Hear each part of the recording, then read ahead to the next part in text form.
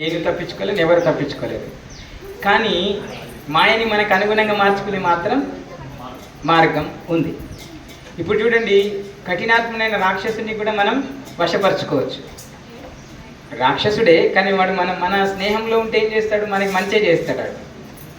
అవునా కదా? అలా మాయని మనం దాటలేం. కానీ మాయ యొక్క స్నేహంని పొందాలంటే చెప్తున్నారు, భగవంతుని యొక్క నామం పట్టుకోవాలి.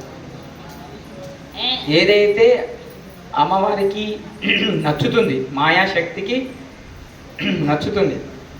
ఎందుకోసమంటే ఇది చెప్పాలంటే మళ్ళీ ఒక కథ చెప్పాలి. మీరు యయాతి అని విన్నారుంటారు. రామాయణంలో యయాతి అని ఒక భక్తుడు ఉన్నారు రాముడికి. యయాతి అని ఒక భక్తుడు ఉన్నారు. అప్పుడు కైలాసంలో పార్వతి పరమేశ్వరుని ఐసా ముచ్చట పెడతారు. ఒకసారి పెట్టి పరమేశ్వరుడు అంటారు, చూడు భగవంతుడు ఎంత గొప్పవాడు, మానవుడి యొక్క అవతారం ఎత్తినా కూడా ఎంత నిష్ఠగా ధర్మాన్ని పాటిస్తున్నాడు అని చెప్పేసి చెప్తే, అప్పుడు పార్వతీదేవి అంటుంది చెక్ చేయడానికి కావాలని, భగవంతుడు ఏం గొప్పవాడు, భగవంతుడే గొప్పవాడా, భగవంతుడి నామం గొప్పదా అని చెప్పేసి ఒక చర్చ వస్తుంది ఇద్దరి మధ్యలో, పార్వతి పరమేశ్వరుల మధ్యలో. అప్పుడు పరమేశ్వరుడు అంటారు, భగవంతుని నామం కూడా భగవంతుడితో సమానమైందే అని చెప్తారు. అప్పుడు మాయాదేవి అంటే పార్వతీదేవి అంటే నట్టెట్లయితుంది, భగవంతుడే గొప్పవాడు, భగవంతుని నామం ఎట్లా గొప్పది అని వితండవాదం చేస్తుంది అన్నమాట. చేసి ఆ వితండవాదం ఆ తాండవం యాడికి పోతుందంటే, సాక్షాత్తు ఆంజనేయుడు ఎవరు?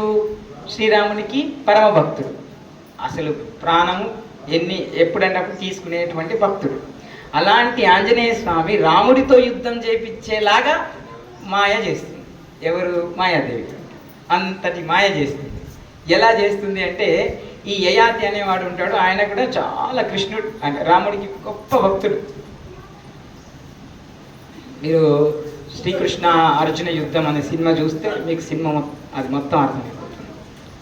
ఎంత గొప్ప భక్తుడు అంటే చాలా గొప్ప భక్తుడు. ఆయన ఒకరోజు ఏం చేస్తారంటే, ఈ మాయ చెప్తుంది, అమ్మవారు చెప్తుంది, మాయ అనగానే ఆ మాయ వస్తుంది. ఆ మాయకి శక్తి ఎవరు? అమ్మవారు. పోయి నువ్వు ఆ యయాతి పని చూడు అని చెప్తుంది. పోయి ఆ యయాతి మీద ప్రయోగం చేద్దామని చూసేసరికి అక్కడ రామనామం మొత్తం ఆ ఏరియా మొత్తం కూడా రామనామంతో నిండి ఉంటుంది.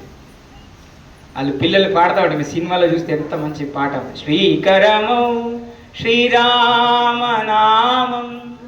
శతజనమందారం పావనమీ రఘురామనామం భవతారక మంత్రం. సో ఏం చెప్తున్నారు?